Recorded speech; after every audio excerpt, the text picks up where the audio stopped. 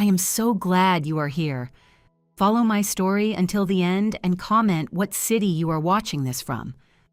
I was lying in a hospital bed with an IV in my arm when the nurse handed me the phone. My knee replacement surgery had gone fairly well, but the recovery was proving to be more difficult than expected.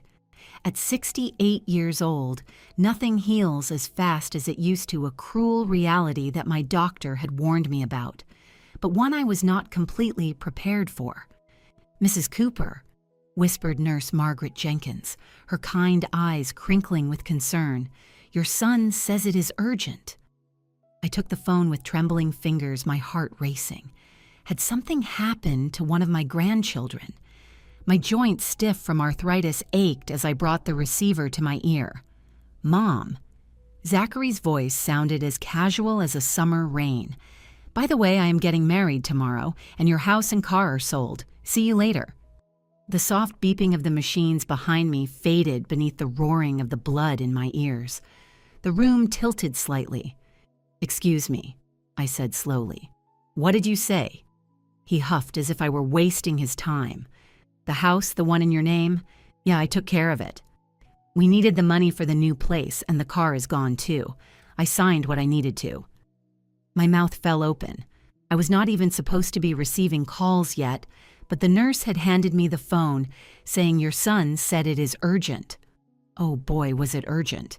He kept talking, his voice getting louder, defensive. "Do not get upset, you were not going to drive again anyway after that little fender bender last fall. And the house was just sitting there with all those stairs you can barely handle. It is better this way. Do not make a big deal out of this." I did not answer. I could not. A wave of dizziness hit me so hard I almost threw up. And then I laughed. I could not help it. The nurse poked her head in alarmed, probably thinking I was having a stroke. I waved her away. Zachary paused. "What is so funny?" I smiled at the phone, my voice as rough as gravel. "Do you really think you sold my house?" Silence. "What?" he snapped. "You think you have it all figured out?" I whispered, still smiling, my heart pounding. "But you did not read the fine print, honey." I hung up. The phone slipped from my fingers and landed on the thin hospital blanket. My hand was shaking. I was not laughing anymore, I was trembling. He had waited until I was at my absolute weakest, still recovering from surgery, still not knowing if I would ever walk properly again. He had not visited me a single time, not one damn time. But somehow he found the time to sell my house. And God knows how he managed to get the paperwork past the notary. Power of attorney. That is what he must have done. Forged it. Probably. The worst part is I was not even surprised. A part of me, the part that remembered his slouched teenage posture and how he always dodged his chores, had expected something like this. But not this soon. Not this sharp. But he had made a mistake. A critical, fatal mistake. He did not know about the clause on the title. The one I had quietly added after my husband Robert passed away. The one my lawyer had suggested back when I still had the energy to be paranoid. He thought he had sold the land, the house, the history, the very soul of our family. But all he really sold was an empty shell. And tomorrow he would walk into his wedding thinking he owned the world. Let him. He would soon find out who really held the deed. The nurse had to help calm me down. I think she thought I was delirious. I was not. I was furious and humiliated. She brought me ice chips and rubbed my shoulder. "Try to breathe slowly," she whispered. "You have had a rough morning." Rough. I shook my head. My only son had sold everything I owned while I was unconscious. That is not rough. That is like a back alley mugging in broad daylight, with a last name that I gave him. I simply nodded and let her fuss over me. My entire body was hot, vibrating with pure anger. But my voice stayed calm because now I was thinking. I stared up at the ceiling with its water-stained tiles, the exact same kind I had seen in every hospital since they wheeled me in to give birth to Zachary in 1976. My son had not always been this way. I remembered when Zachary was little, how he used to crawl into bed with Robert and me during thunderstorms, clinging to his stuffed dinosaur, Mr. Chomps he had called it, how he would bring me dandelions from the front yard, so proud of his little yellow bouquets, his chubby little hands, stained green from the stems. When did that sweet little boy turn into this absolute stranger? Maybe it started after Robert died. My husband's heart attack 7 years ago had hollowed us both out, but in very different ways. I retreated into my grief. Zachary seemed to harden, to become more distant. He is just processing it, everyone would say, but the distance only grew. He had moved to Chicago for work. He called less and less frequently. When he did visit, it was brief. Christmas mornings where he rushed to open presents before heading off to his real celebration with friends. Thanksgiving dinners where he checked his watch between bites of turkey as if spending time with his mother was some tedious chore. And then came the loans. First for his startup that never actually started, then for investments that never saw a return, and finally for the down payment on a condo he could not afford. I had helped him with all of them, pulling from the savings that Robert and I had built over decades of careful planning, skipping vacations, buying used cars, stretching leftovers into creative new meals. "It is just temporary, Mom," he would say. "I will pay you back when things take off." But things never took off. And a year ago, when I finally refused to co-sign another loan, this one for a once-in-a-lifetime opportunity in some cryptocurrency scheme I did not understand, that was when everything truly changed. The phone calls stopped completely. Not a birthday text, not a Christmas card, absolutely nothing. Until 3 months ago, when he suddenly reappeared with a fiancée I had never even heard of, Olivia Reynolds. Tall, beautiful, ambitious, from a wealthy family that was apparently facing some financial troubles. She looked at our modest house, the one Robert and I had finished paying off twice, after his gambling phase in the 90s, with barely concealed disdain. "It is quaint," she had said. Running a manicured finger along the kitchen counter we had installed ourselves back in 1987. Robert and I working side by side during a sweaty August weekend, laughing when we realized we had measured wrong and had to start all over. Zachary had changed when he was around her. He stood taller, laughed louder, kept looking at her for approval like an eager schoolboy trying to impress his crush. And that was when he first brought up the house. "Mom, you should really consider downsizing," he had said, with Olivia nodding right beside him. "This place is way too much for you to manage all by yourself." I had looked around the home where I raised my son, where Robert and I had celebrated 37 anniversaries, where every single scratch in the hardwood floor held a story. "I managed just fine," I had told him, even though my knees ached on the stairs and the yard work was getting harder every single year. But the seed had been planted, and apparently it had grown into something entirely monstrous. Now lying in this hospital bed, I realized I had missed all the warning signs. The way he had asked me about my filing system, where I kept important documents. How he had offered to organize my paperwork while I recovered from a fall last year. The casual questions about my will, about the current market value of the house. I closed my eyes.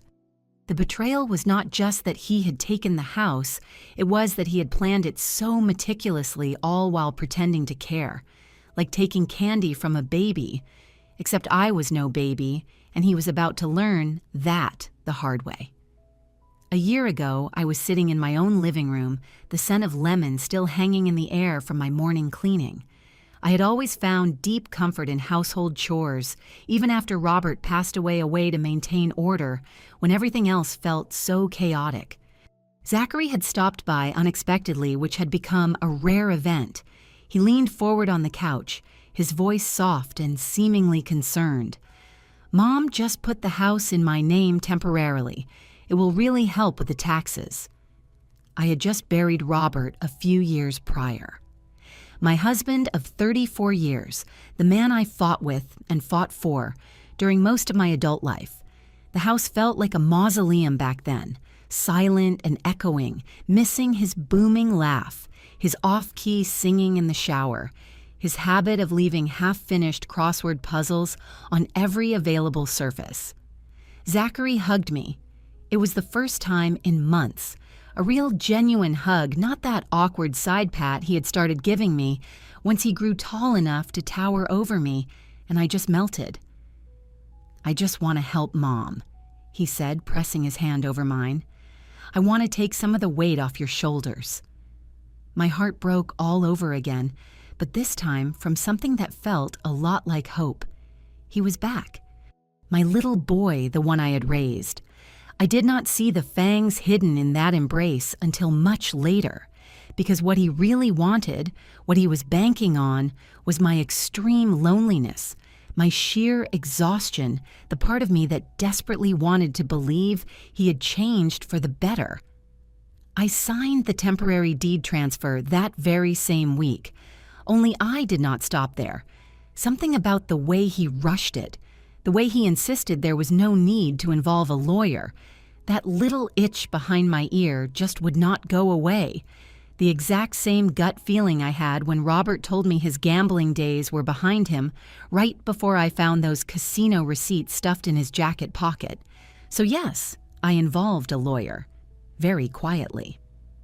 Samuel Goldstein had been Robert's attorney for decades, a no-nonsense man with kind eyes hiding behind thick glasses who had guided us through Robert's gambling debts and that awful second mortgage.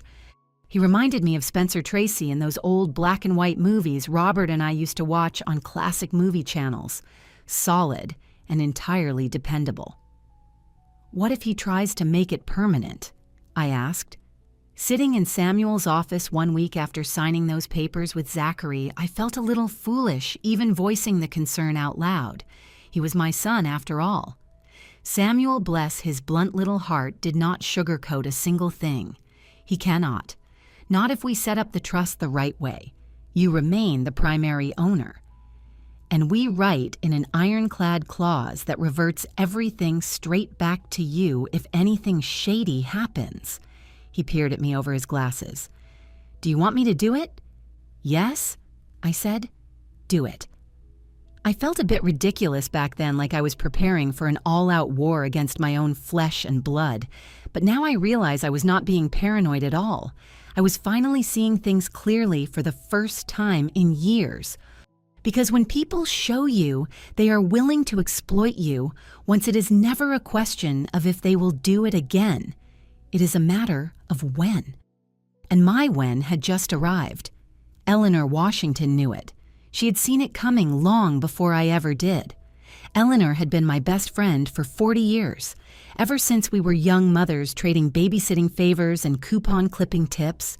She had been there during Robert's absolute worst gambling binges, during Zachary's rebellious teenage phase, and during the hollow silence that followed Robert's funeral.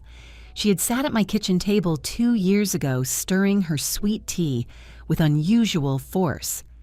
"Marilyn, do not be a fool. Make sure you have a backup deed." I remember laughing, waving off her concern entirely. "It is just a temporary name change for tax purposes." Eleanor had narrowed her eyes in that specific way only old friends can pull off, the kind of look that said, "I have seen way too much of life to fall for this nonsense." Her rich brown skin crinkled around her eyes, the exact same expression she wore when she warned me about that slick contractor who tried to double charge me for the roof repairs. There is no such thing. If it is in his name, even partially, it is a wide open door, and one day he might just decide to slam it shut right in your face. Her tone was quiet but deadly serious. So after she left, I called Samuel back. I asked him exactly what a backup deed was. He walked me through the steps one by one, and I followed every single word. I went even further. I also recorded my conversation with Zachary. When he first brought up the deed, I told him it was just for clarity's sake. He laughed and said, "Sure, go right ahead." That audio recording was now sitting safely on a flash drive in my lawyer's filing cabinet, clearly labeled with the date and the exact timestamp. "Just put it in my name for a little while," he had said. "I would never do anything without talking to you first," he had promised. "I just want to make sure you are taken care of," he had claimed. Well, I certainly was taken care of, because I had prepared myself, but that did not mean it did not hurt like hell. I had pictured a very different future once, a son who would stand by my side as I grew older, the same way I had stood by my own mother during her final years, not standing right behind me holding a dagger. But wishes are dangerous things when you start confusing them with actual facts. Nevertheless, I had what truly mattered. A deed, an ironclad clause, a best friend who warned me, and an attorney who never once asked why I did not trust my own flesh and blood. He just helped me slide the deadbolts into place. And now Zachary was standing inside a house he fully believed belonged to him, planning a wedding with a beautiful view he had never actually earned. Let him. Was I going to stop him? Not just yet. Because some life lessons just do not land properly unless they hit you right in front of a giant crowd. That evening, I finally called my lawyer from my hospital bed, not from the front desk phone, not from a nurse's station phone, but from my own cell phone. Eleanor had brought it by with a fully charged battery pack and a warm kiss on my forehead. Samuel and I talked for over an hour. He walked me through every single step all over again. Slow, careful, absolutely no assumptions made. He had learned to do that with me right after Robert's estate got tangled up in messy legalities. I was not the type to just nod along and pretend I understood the legal jargon. I asked questions. I repeated things back to him. I did not care if it made me look a bit slow. I certainly was not. "So let me say this back to you," I told him. "Even if he used a forged or expired power of attorney document, the trust clause we put in completely nullifies his actions." "That is correct," Samuel said. "Because the exact second he transferred the title without your explicit consent, he triggered the revocation clause. You immediately revert to being the sole owner." "And what about the person who bought it?" "The sale does not hold up. It is entirely in doubt. They will have to prove in court that they had no idea the transaction was fraudulent, which will be incredibly difficult, especially if he presented himself as having full undisputed authority. And we have the time-stamped trust documents, the backup deed, and the audio recording of him admitting this arrangement was strictly temporary." "Yes, we have all of it." I let that sink in, watching the IV drip steadily beside me, ticking away the time like a quiet metronome. "You could press criminal charges," he added, "but that is entirely your decision. Fraud, elder abuse, filing forged legal documents. It is all on the table." I looked out the window at the city lights glowing in the distance. I could easily picture Zachary sitting right in my living room, kicking his feet up on the coffee table I bought back in 1987, chatting with his fiancée about wedding caterers or cash flow. It would be so incredibly easy to just destroy it all, but easy is not the same thing as right. "I want to handle this the smart way," I said softly, "not just blindly seek out revenge. I understand. I want absolute peace." There was a brief pause on the line.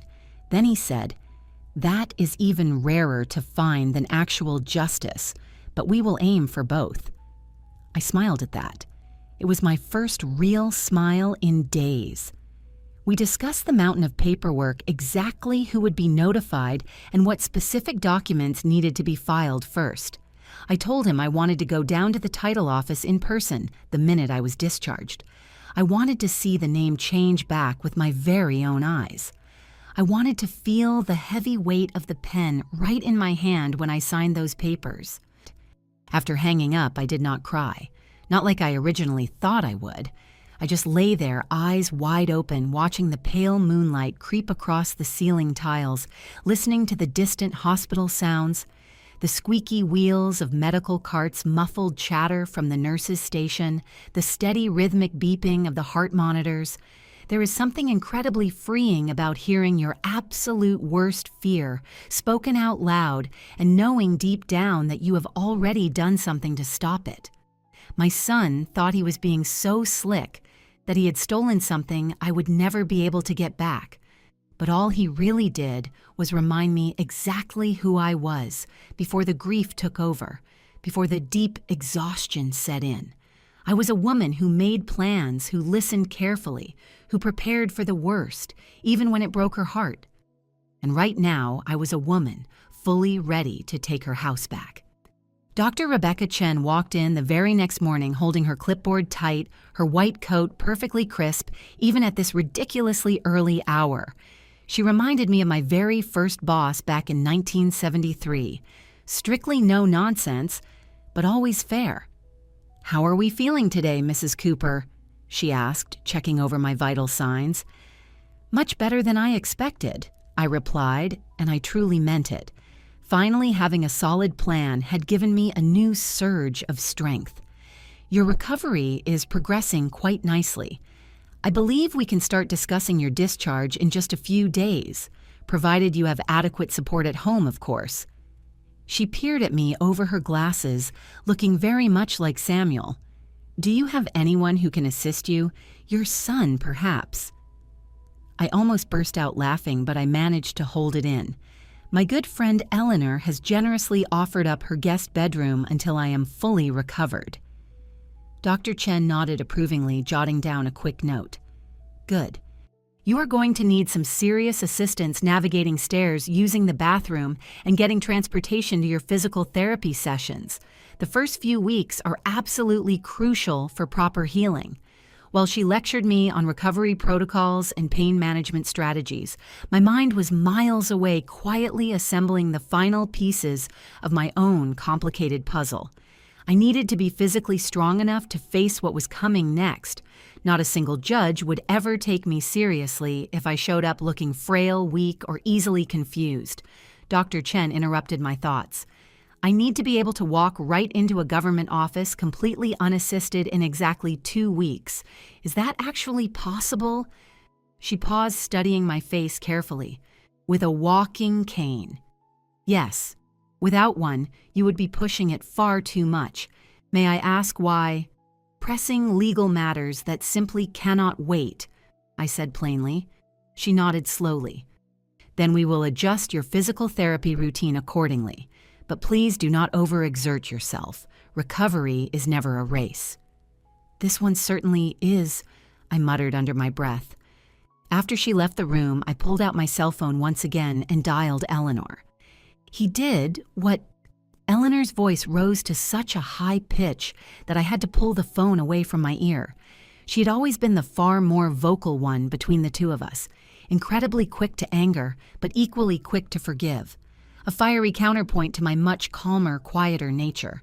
I told her absolutely everything. The phone call, the house being sold, the car disappearing, the sudden wedding. "That boy needs a good hard smack upside the head," she ranted. "Do you want me to drive over there right this second? I will give him a huge piece of my mind. At 70 years old, I have absolutely nothing left to lose." "No," I said firmly. "We are doing this my way. Clean, strictly legal, completely drama-free. At least not just yet." "Fine," she huffed. "But I am going to grab your spare key from under the porch planter and collect your important documents before he throws them in a shredder. Is there anything specific you need me to grab?" I thought about it for a second. The big photo album from the hallway closet. The blue one filled with all the beach trip pictures. My jewelry box from the master bedroom, the real one tucked safely behind the Jane Austen books, not that cheap decoy box sitting out on the vanity, and grab my original birth certificate from the little fireproof lockbox shoved under the bed. Consider it done. Eleanor paused for a moment. He really thought he could just get away with this, did he not? He still firmly believes it, I said, and that is exactly what makes this next part so incredibly necessary, which is letting him walk straight into the giant trap he set for himself. After hanging up the phone, I requested a formal consultation with the hospital's social worker. I needed to cover all of my bases to make absolutely certain that no one could ever claim I was making massive legal decisions while under duress or heavy medication. I needed documented witnesses to my mental clarity, to my unwavering determination. The social worker, a bright young woman named Brenda Taylor, took incredibly detailed notes as I slowly explained my dire situation in very careful, highly measured terms. I am deeply concerned about a potential case of elder financial abuse, I told her. I would like to thoroughly document my current mental state and my legal capacity to make my own decisions. Brenda's eyes widened just a fraction, but her voice remained perfectly professional.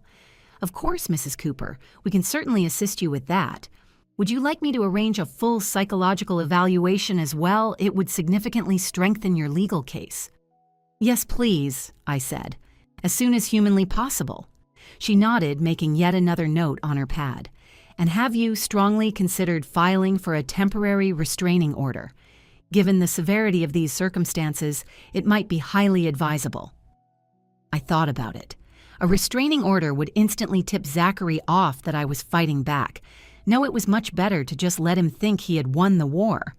Not at this exact moment, I said, but I truly appreciate having the option on the table. By the time my bland, tasteless lunch arrived, hospital chicken and severely overcooked vegetables that strongly reminded me of a public school cafeteria circa 1965, I had a crystal clear path laid out right in front of me. Number 1, complete my physical therapy with enough solid progress to walk with only minimal assistance. Number 2, obtain bulletproof medical documentation proving my mental competency. Number 3, meet with Samuel in person to file the quiet title action. Number 4, legally freeze any and all financial proceeds stemming from the fraudulent home sale. Number 5, move temporarily into Eleanor's house while the messy legal process played itself out. All of this had to be done without giving Zachary a single clue. This was no longer just about getting revenge. It was about finding true justice.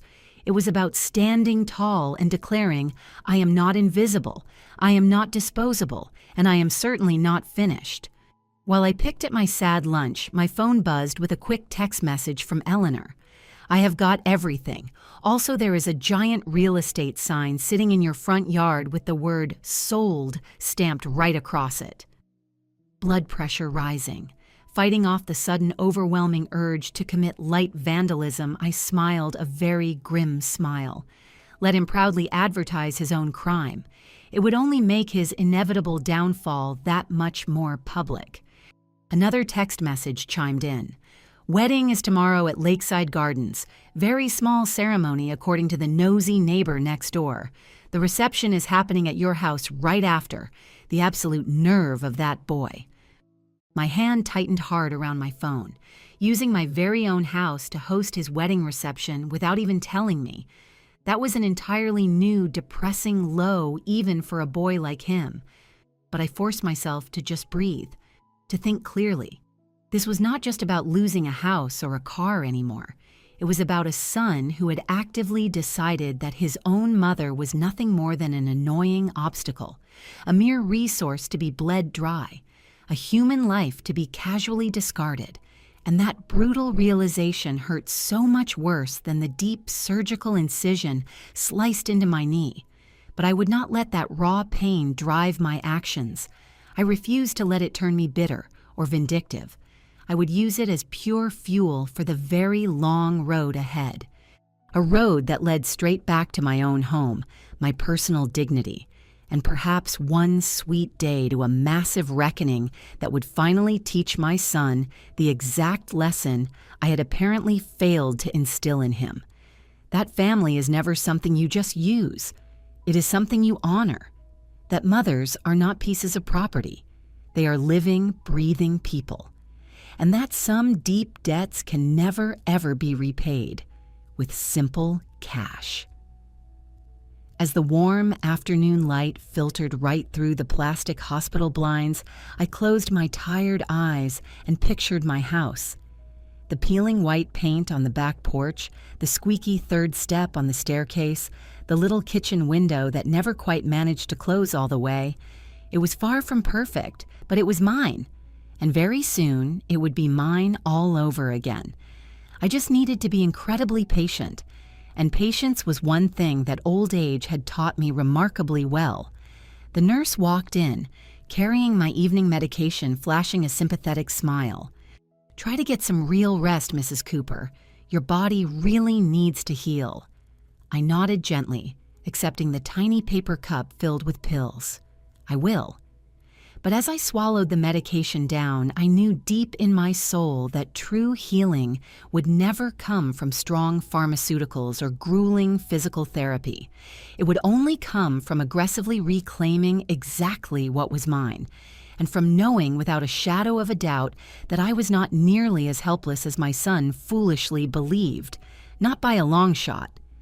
10 days after my surgery, Eleanor wheeled me right up to her modest ranch-style house, the late afternoon sun casting long, dark shadows across her perfectly manicured front lawn.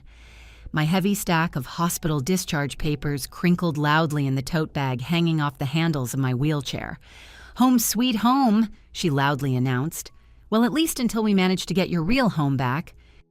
The messy transition from the hospital straight to Eleanor's house had been an absolute whirlwind of discharge paperwork, pharmacy prescriptions, and incredibly stern instructions from Dr. Chen about not pushing my physical recovery too hard. My freshly operated knee still throbbed with every single beat of my heart, but the absolute worst of the agonizing post-operative pain had finally started to fade away. Her cozy guest bedroom had been completely transformed. A heavy-duty hospital-grade bed now replaced her usual antique four-poster frame. Sturdy safety grab bars had been freshly installed in the attached guest bathroom. My absolute favorite throw blanket from my own living room, successfully rescued during Eleanor's top-secret undercover mission, lay neatly folded right at the foot of the bed. "You really did not have to do all of this for me," I said, my voice thick with emotion. Eleanor loudly scoffed. "What else was I supposed to be doing with my time take up competitive skydiving? Now hush up and just let me take good care of you." That was just classic Eleanor. Incredibly practical love wrapped up tightly in a strict, no-nonsense package. We had simply been through way too much together over the years to waste our precious time on fake modesty or polite little protests. She carefully helped me get settled in, quietly unpacking the very few personal belongings I had brought from the hospital and neatly arranging all of my prescription bottles on the wooden nightstand. The dull pain radiating in my knee pulsed constantly, a brutal, inescapable reminder of my current physical vulnerability. But my sharp mind actually felt clearer and more focused than it had in months. "So how exactly was the wedding?" I finally asked. As we sat together in her bright, sunny kitchen with 2 steaming mugs of hot tea resting right between us, Eleanor's mouth tightened into a thin line. "Incredibly tacky, completely rushed. The groom looked like he desperately wanted to be absolutely anywhere else on earth, and the blushing bride, Olivia." Eleanor aggressively stirred her hot tea. She was all fake smiles, but you could tell she is incredibly calculating. I stayed way in the back. I did not introduce myself to anyone. I really just wanted to see exactly what kind of mess we are dealing with here. And honestly, I firmly believe she is the main driving force behind all of this nonsense. The specific way she kept pointing at things inside your house during the reception, bragging to random people about her grand renovation plans, looking like she simply could not wait to tear the whole place down to the studs and start completely over. I nodded slowly. That perfectly matched the terrible impression I had quickly formed during our one very brief encounter about 3 months ago. "There is more to the story," Eleanor said firmly, setting her metal spoon down. I did a little digging online. Her father, Marcus Reynolds, owns the Reynolds Development Group. He used to be a massive player in local commercial real estate, key phrase there being used to be. He had 3 massively failed building projects right in a row, rumors circulating about impending bankruptcy. Then all of a sudden, his lovely daughter marries your son, and they magically have plenty of cash to blow on a wildly lavish wedding. The missing pieces snapped into place like some kind of morbid jigsaw puzzle. They needed my house. I muttered quietly, to bail her father out of deep financial trouble. Eleanor nodded grimly. That is my best guess anyway. And Zachary desperately wanted to impress his shiny new in-laws. I finished the thought, to prove to them that he could actually deliver. My hot tea slowly grew cold as we sat there in heavy silence, quietly processing the staggering depth of this ultimate betrayal. This was not just about basic greed or lazy convenience. It was coldly calculated. It was a ruthless business transaction where my beloved home, my entire life's work, was treated as nothing more than cheap collateral. "So what do we do right now?" Eleanor finally asked. "We stick to the plan," I said, reaching across the table for my cell phone. "Step number 1. We find out exactly what is going on with that fraudulent property sale." I dialed Samuel's number, immediately putting him on speakerphone. "Marilyn," he warmly greeted me. "Perfect timing. I have been doing some serious digging around today. The official deed transfer is unfortunately already being processed by the county, but I do have some excellent news. That special trust mechanism we smartly put into place has automatically flagged the entire transaction as legally disputed. They cannot transfer a clean title just yet." "What about the actual money?" I asked. "The initial down payment has already been wired directly into a joint checking account that Zachary opened very recently. We can completely freeze that specific account with an emergency court order that I have actually already drafted up. I just need your physical signature on it." "You will have it first thing tomorrow morning," I promised. "What about the supposed buyers? Who exactly are they?" Samuel hesitated for a second. "Well, that is right where this gets incredibly interesting. It appears to be a purely inside transaction. Your son essentially sold your house directly to his brand new father-in-law's struggling company." My hand tightened sharply around the plastic phone case. "So the property never even hit the open real estate market?" "No, it did not. And they severely undervalued the home on paper. Based on recent comparable properties sold right in your neighborhood, they listed it at roughly 70% of its actual fair market value. A fast, dirty, under-the-table deal. The sharp sting of betrayal flared up all over again. He had not just stolen my precious home, he had practically given the place away just to score cheap points with his wealthy new in-laws. "Can we actually prove the fraud in a court of law?" I asked. "With what we currently possess, absolutely. The expired power of attorney document, the ironclad trust provisions, the audio recording of him openly admitting the arrangement was strictly temporary, the wildly undervalued sale price, and the blatant family connection between the seller and the buyer. This is a textbook legal case." I took a very deep, shaky breath. "Then let us do this the right way." After I hung up the phone, Eleanor quietly studied my face from across the wooden table. "You are handling this whole mess way better than I ever would." I offered her a very tired, worn-out smile. "Please do not confuse my outward calm for actual inner peace. I am absolutely furious. But I learned a very long time ago that white-hot anger is really only useful when it is perfectly focused. And my focus right now is as sharp as a laser beam." The very next morning, I fiercely insisted on doing my painful physical therapy exercises before Eleanor drove me downtown to Samuel's law office. Every single bend of my swollen knee sent agonizing pain shooting right down my leg, but I just kept pushing through it. I desperately needed physical strength for whatever was coming next. Inside the fancy law firm, I signed legal paperwork until my hand cramped up completely. Sworn affidavits confirming I never once authorized the sale emergency requests to immediately freeze the stolen proceeds, a formal criminal complaint detailing the fraud and the heavy, quiet title action that would ultimately restore my rightful ownership. "This is truly just the very beginning of the fight," Samuel firmly warned me. "It could easily get very messy. Zachary is going to fight back hard the absolute second he realizes what is actually happening here. Let him try." I boldly declared signing my name on the final legal document with a dramatic flourish. I have been fighting tough battles for a lot longer than he has even been alive. On our way out the heavy glass doors, Samuel handed me a very thick manila folder filled with copies of absolutely everything. "And take this," he added, passing me a much smaller envelope.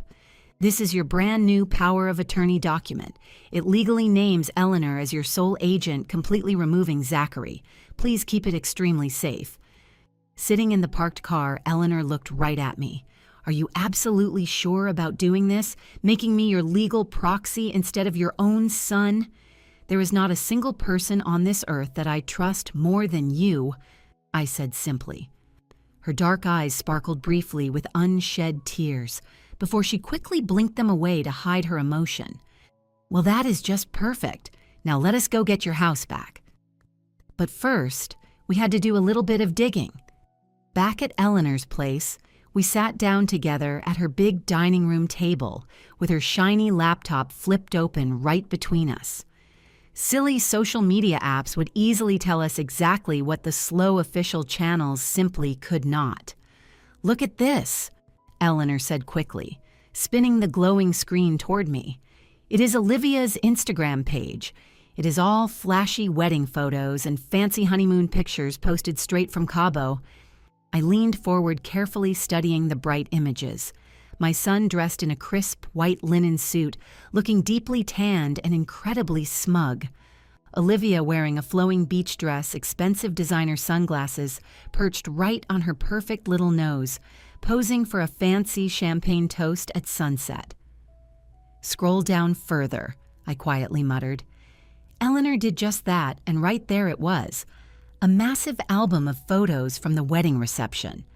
Inside my house, my cozy living room completely transformed with tacky white flowers and cheap fairy lights, total strangers sitting right on my couch, sipping alcohol from crystal glasses that were definitely not mine, and a sickening caption that made my blood absolutely boil. "First lovely dinner in our brand new home together. I simply cannot wait to completely renovate this incredibly outdated space.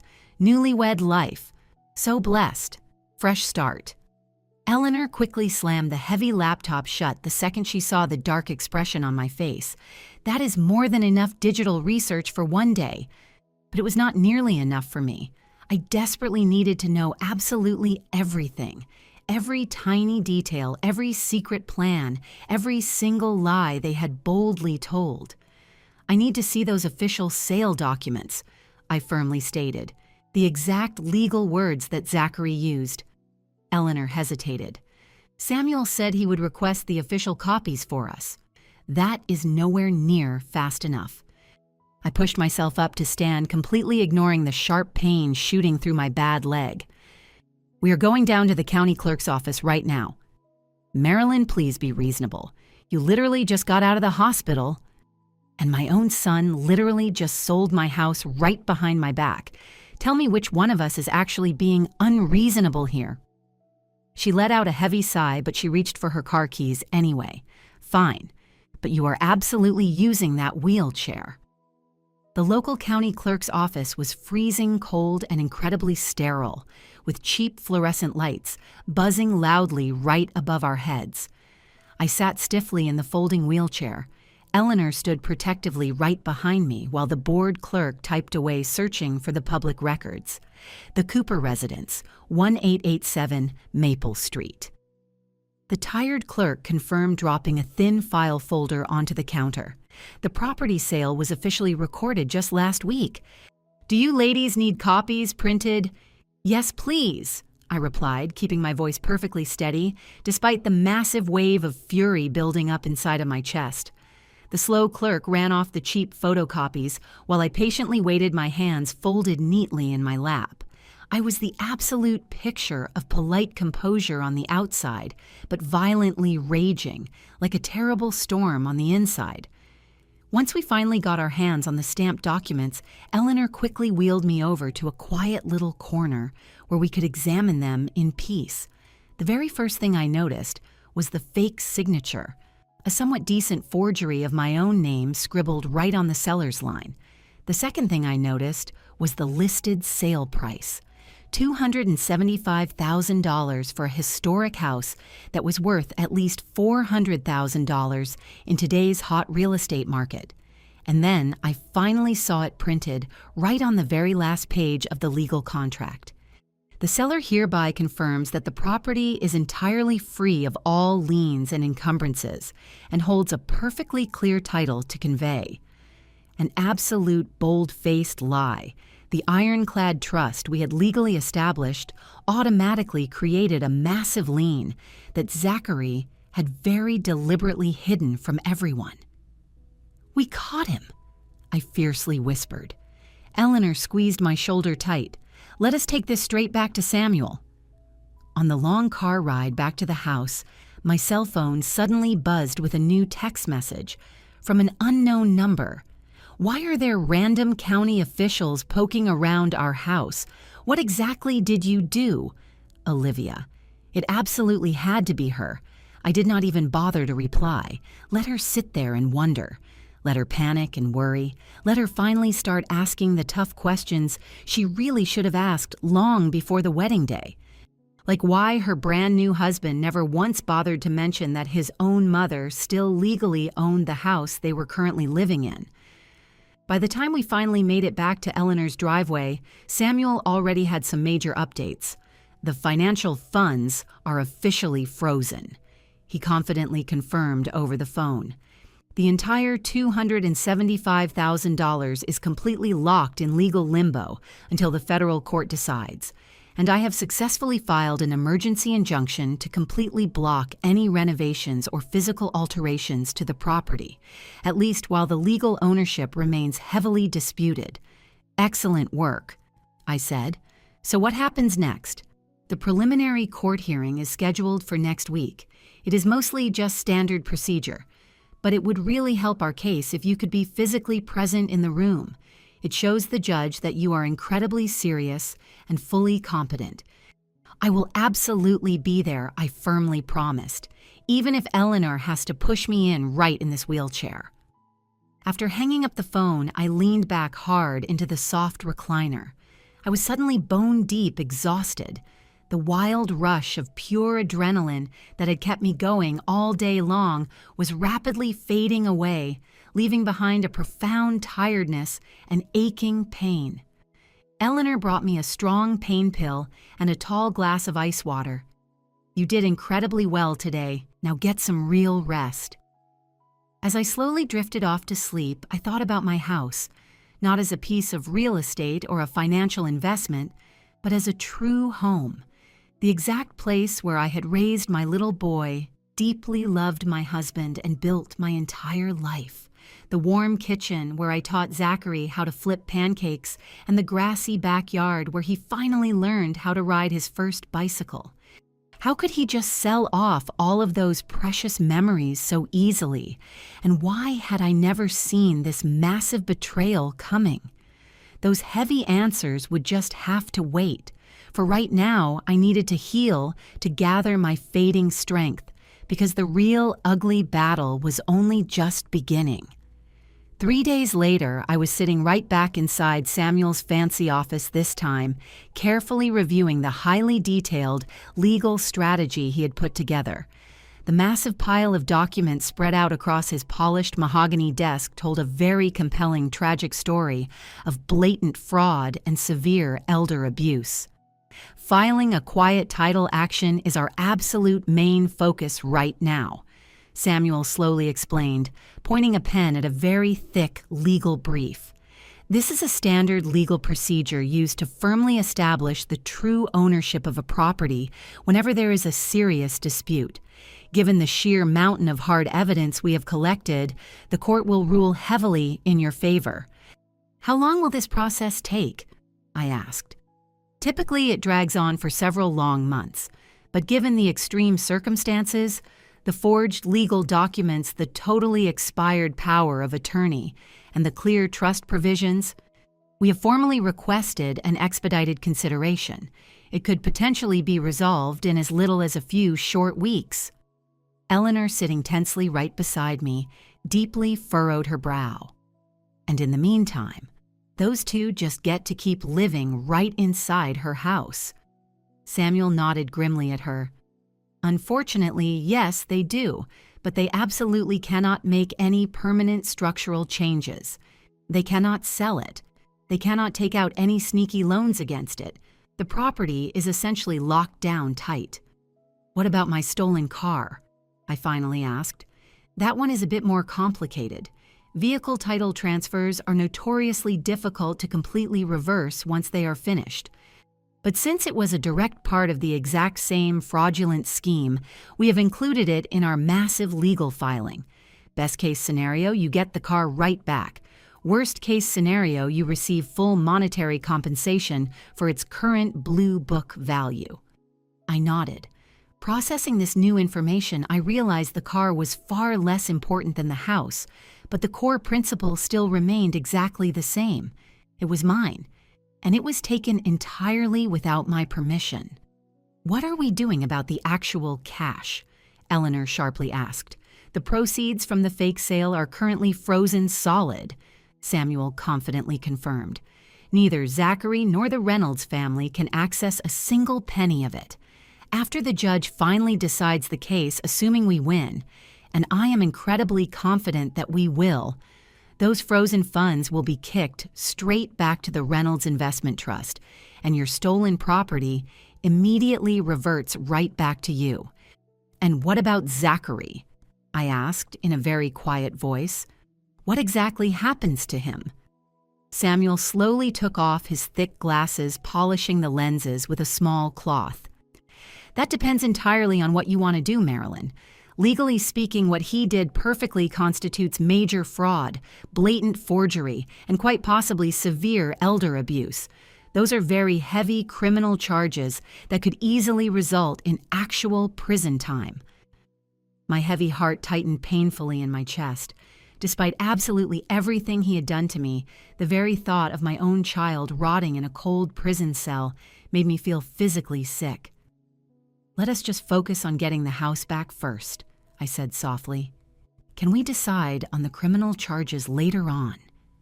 Samuel nodded slowly, a deep look of understanding shining in his kind eyes.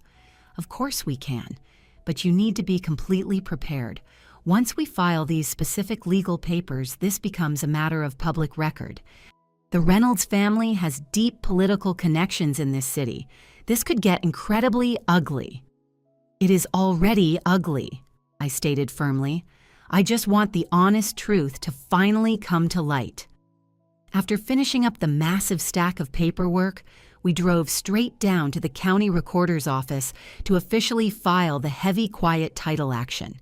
The board clerk, a completely different person from our previous visit, stamped the thick stack of documents with practiced robotic efficiency. Property dispute. He flatly noted, barely even bothering to look up at us. The residential property will be officially flagged in our computer system. Absolutely no title transfers or bank loans can be processed until the final legal resolution. How exactly will the current occupants be notified? I asked him. An official legal notice will be mailed out within 48 hours. They will have exactly 30 days to file a response. 48 hours. In just 2 short days, Zachary would finally know that I was fighting back with everything I had. I actually felt strangely calm about the whole thing now. Our very next stop was the local bank branch, where I had proudly done all of my business for over 40 long years. Welcome to our story, family. Let's get right into today's story. Walter Thompson. The branch manager greeted me with a look of genuine concern. Mrs. Cooper, I am so sorry to hear about your surgery. How is your recovery going? Well enough to ask a few important questions, I replied. I need to understand exactly what happened to my accounts recently. Walter's expression shifted subtly. Let me pull up your information. He typed on his keyboard for a brief moment. Then he frowned deeply. There was a significant withdrawal 3 weeks ago. It says here it was authorized by power of attorney. May I see the documentation that was used? I asked. He hesitated. I would need to check with the legal department first. I understand. Please do so.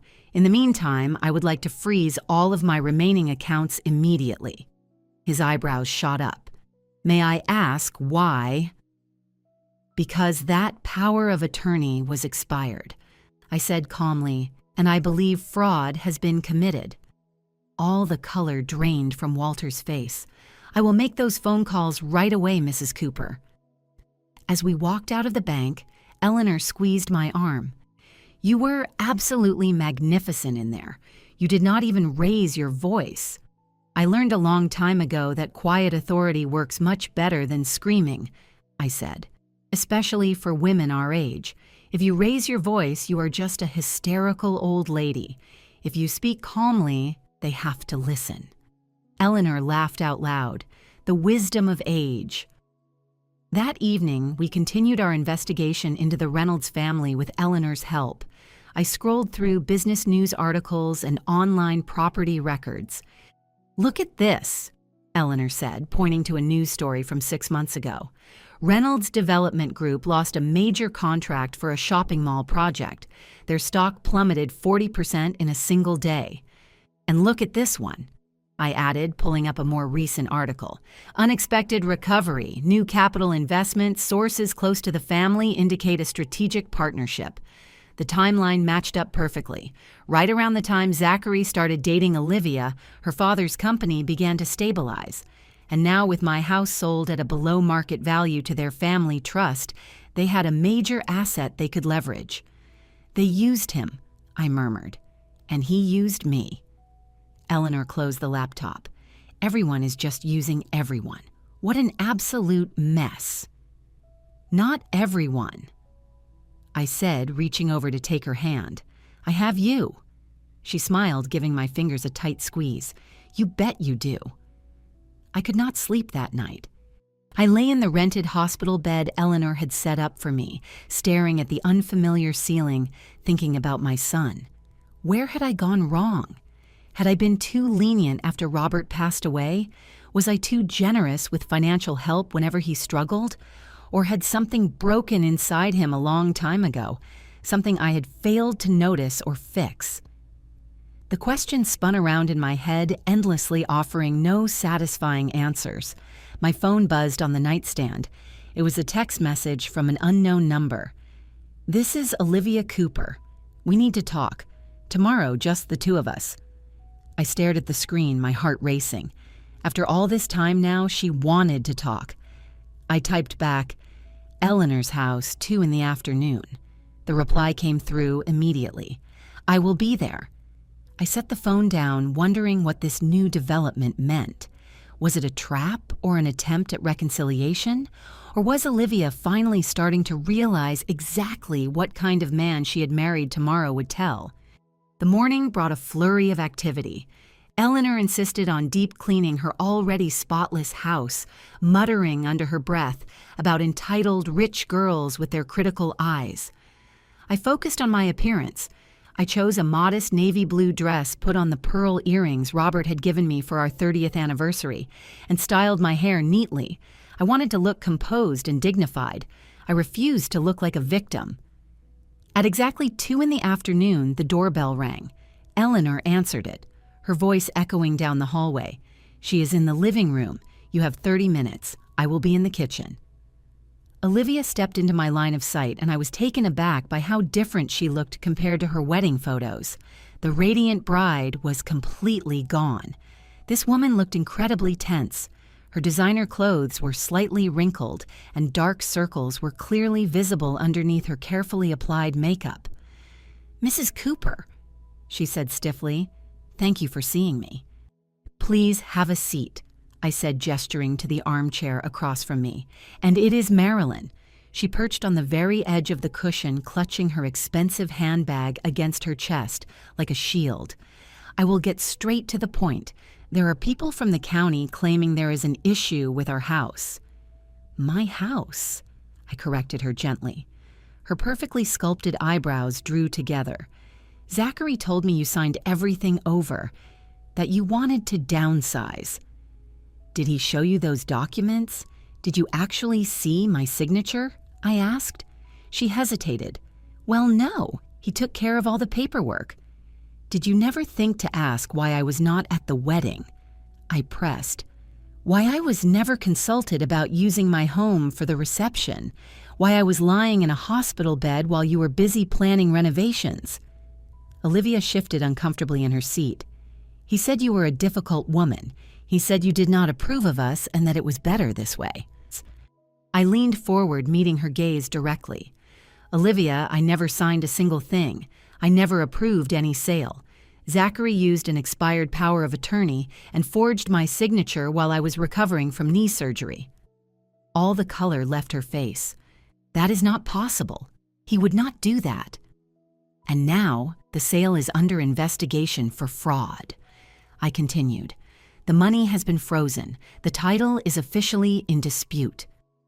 She stood up abruptly, pacing back and forth across Eleanor's floral rug.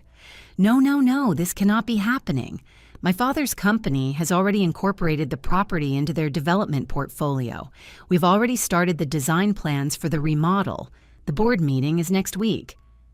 And there it was, the exact confirmation of what we had suspected all along. Tell me something, Olivia, I said softly. Did you marry my son because you loved him or because your family was desperate for assets? She spun around to face me, absolute fury flashing in her eyes. How dare you? Our relationship is none of your business. It became my business the moment you took my house, I replied calmly. When you planned to bulldoze the home where I raised my son without even having the decency to ask me. Her tough exterior cracked just a little. It was not like that, not at the beginning. Zachary pursued me. He was relentless. He told us he had family money and real estate. My father was incredibly impressed. And when did you figure out that was not exactly true? I asked. She sank back into the armchair, looking visibly deflated. After we got engaged, my dad did some digging. He found out that all of Zachary's business ventures were complete failures.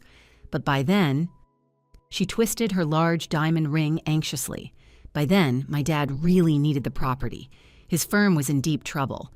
Zachary promised he could deliver it. He said his mother was more than happy to help out. And you actually believed him? I asked. Why wouldn't I? He is your son. The irony was almost too much to bear. I had trusted Zachary simply because he was my own flesh and blood, all while he was actively stabbing me in the back. Where is he right now? I asked. Chicago. He said he had a business meeting. Her tone strongly suggested she did not buy that excuse for a second. He took off yesterday right after the county officials showed up. He promised he would handle it. I nodded, completely unsurprised. Zachary had always been the type to run away from his problems instead of facing them head on. What happens now? Olivia asked, her voice shrinking. Now the legal process takes its proper course. The house reverts back to me. The funds go back to your family's trust, and everyone has to face the harsh consequences of their own actions. Are you going to press charges against Zachary? It was the million-dollar question, one I still did not have a clear answer to. That really depends, I said carefully. It depends on what happens next. Olivia stood up, pulling her composure back around herself like a protective shield. I should probably get going. Before you leave, I said, I want you to understand one thing. This is not about money or real estate. Not really. It is about basic respect. It is about recognizing that I am still a human being with rights and feelings. That is something both you and my son seem to have completely forgotten. She paused at the doorway, unable to fully meet my eyes. For whatever it is worth, I truly am sorry. I honestly did not know. But you never bothered to ask either, I pointed out. You looked at an old woman and you just assumed she was irrelevant. She had no response to that. After she left, Eleanor emerged from the kitchen. Well then, what did little Miss Perfect have to say for herself? I recounted the entire conversation, watching Eleanor's expression shift from pure outrage to sweet vindication. So the house was going straight into the Reynolds development portfolio, she mused, probably to prop up their assets and make the company look more stable on paper. Using my home as a corporate prop, I said bitterly, without a single thought about what it meant to me. Eleanor sat down next to me, taking my hand in hers. So what is next? Do you think Zachary will come crawling back when he realizes his big plan completely failed? I looked out the window at the fading afternoon light. No, he will blow up. He will blame me. That is his usual pattern. Whenever things go wrong, it is never his fault. And Olivia, does she have some choices to make about what kind of person she wants to be, about whether her marriage is even worth saving? And what about you? Eleanor asked gently. What choices do you have to make? I thought about them. Choices about criminal charges, about forgiveness, about the future of my relationship with my only son. One step at a time, I finally said. First we get the house back. Then we see what is left to rebuild. Later that evening, Samuel called with a major update. The hearing is scheduled for next Monday, he said. It is mostly procedural, but the judge will likely issue temporary orders regarding the property.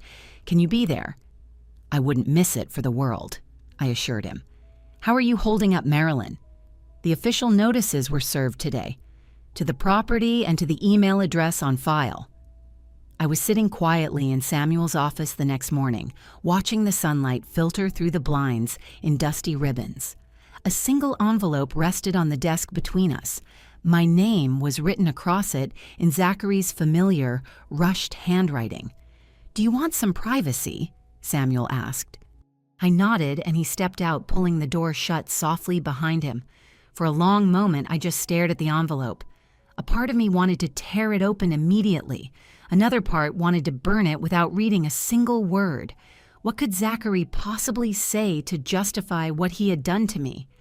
Finally, I slid my finger under the flap and pulled out a single sheet of paper. Mom, by the time you read this, I will be gone. Do not bother looking for me, okay? You always thought I was a massive failure, and now I guess I have proved it to you. The house was just sitting there, empty equity you refused to tap into. I needed it. Olivia's family needed it. You never understood what it feels like to be drowning in expectations you cannot possibly meet. Maybe someday I will send you the money to make up for it. Maybe not. Either way, we are done. No apologies, no remorse. Just endless blame and self-pity. I folded the letter carefully and slipped it back into the envelope. A strange sense of calm washed over me, the last lingering sliver of doubt. The hope that maybe there had been some massive misunderstanding, some explanation that could partially absolve him, was completely gone. My son had chosen his path. When Samuel walked back in, I handed him the letter without a word. He read it over quickly, his expression darkening. Well, this certainly does not help his case. No, I agreed quietly, but it definitely clarifies mine. What do you mean? I want to press charges, all of them. Fraud, forgery, elder abuse. Whatever applies, and I want it on the official record. Samuel nodded slowly. I will get the paperwork started. But Marilyn, you need to know, even with charges filed, tracking him down might be very difficult. If he has skipped the country, I understand, but I need to do this. Not out of revenge, but for accountability. So the truth is officially recognized. So the record shows that what happened to me was wrong, and that I fought back. As I walked out of Samuel's office with the letter tucked safely in my purse, my phone buzzed with a text from Eleanor. Court document arrived. Hearing bumped up to tomorrow. Judge Hannigan, 9 in the morning. Things were moving much faster now. The momentum was building. Tomorrow, I would stand before a judge and formally begin the process of taking my home back. But first, I needed to see it. Are you absolutely sure this is a good idea? Eleanor asked as she drove me across town toward Maple Street. It might be really upsetting to see what they have done to the place. I need to know, I said simply. I need to see it with my own eyes. She sighed heavily but did not argue any further. As we turned onto my street, the familiar row of massive oak trees welcomed me home. Houses I had known for decades lined the block. The Pattersons with their constantly perfect lawn. The Mendes family with their cheerful little garden gnomes.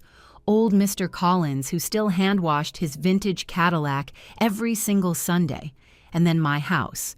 My home. The sold sign was gone from the front yard, but something else was missing too. The warmth, the overwhelming feeling of belonging. It looked smaller somehow. Diminished. Eleanor parked across the street.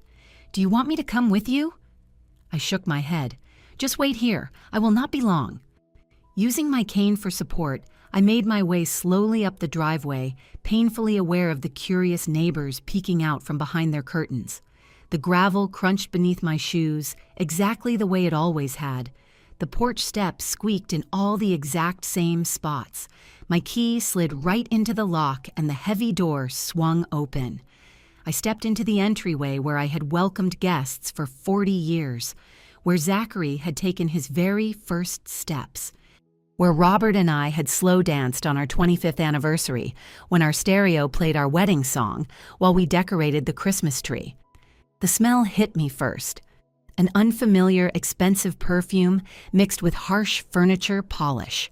Then the visual changes registered. My comfortable old sofa was completely gone, replaced by a sleek modern sectional. The walls, once a warm beige, had been painted a stark, blinding white. All the family photos had been stripped away, replaced by generic abstract art.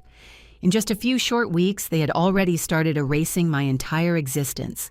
I drifted through the house like a ghost, taking in every single alteration with a strange, detached kind of grief. The kitchen featured brand new stainless steel appliances. The dining room had new modern light fixtures.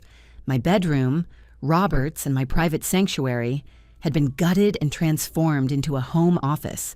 Our sturdy old bed was nowhere in sight. Only Zachary's childhood bedroom remained untouched, almost as if they could not quite decide what to do with it yet. His old baseball trophies were still lined up on the dusty shelves. The glow-in-the-dark constellation map still hung from the ceiling. The plastic stars faded after decades of watching over him in the dark. I sat down on the edge of his twin bed, running my hand over the faded Star Wars blanket he had insisted on keeping well into his teenage years. I had messed up somewhere in here. I had failed him somehow right inside these very four walls. The front door opened and Eleanor's voice echoed up the stairs. "Marilyn, are you okay? You have been in here a long time." "I am up here." I called back, my voice sounding much steadier than I actually felt.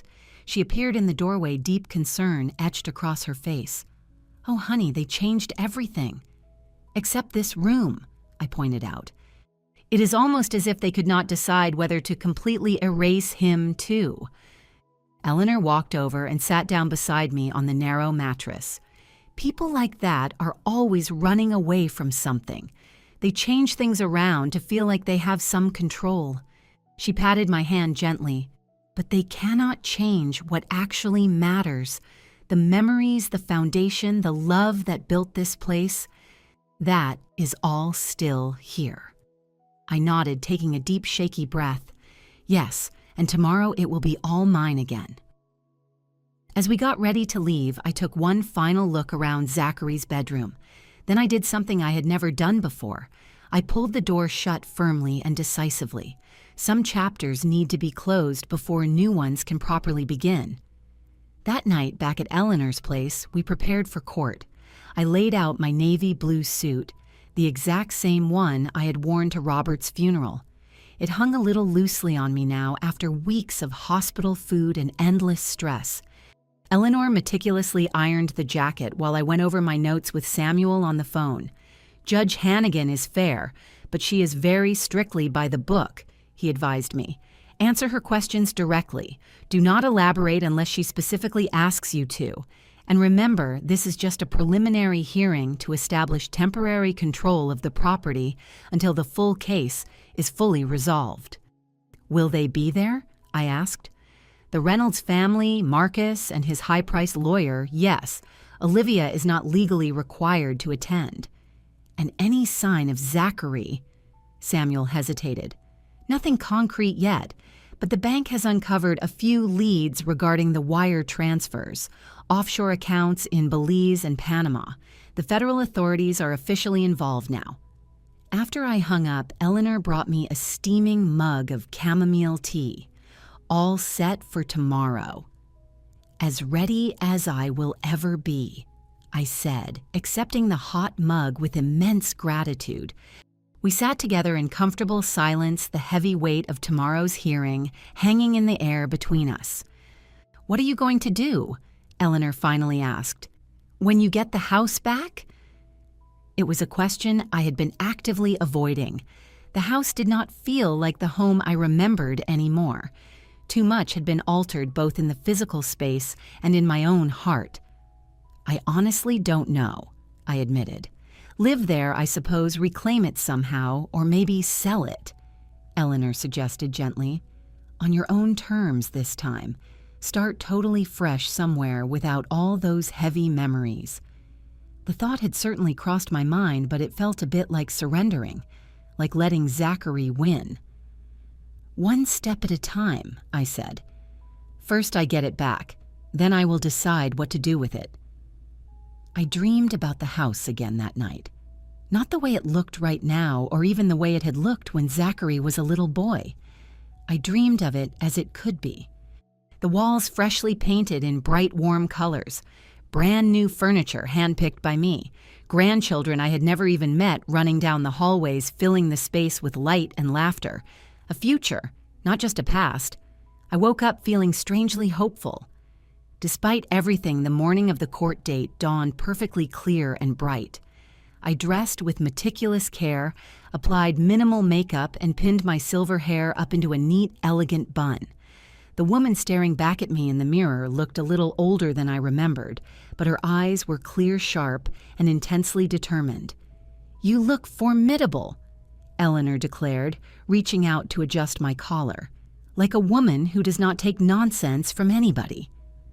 Samuel met us at the courthouse, a heavy briefcase in his hand and a confident look on his face.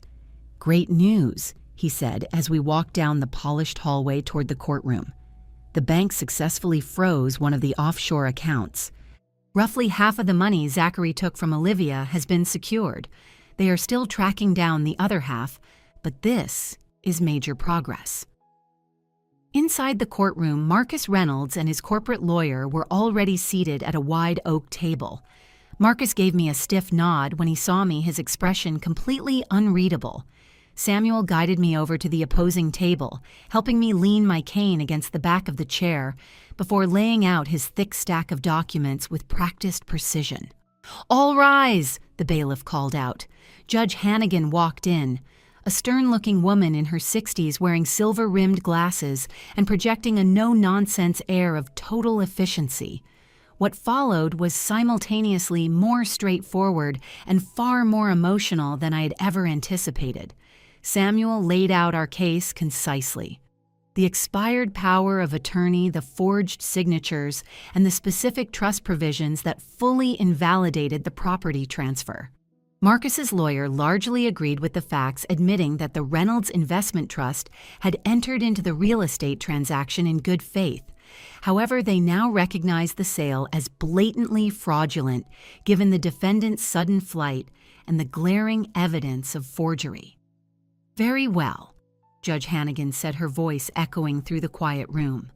"I am issuing a temporary order, returning full possession of the property located at 1487 Maple Street to Mrs. Cooper, effective immediately.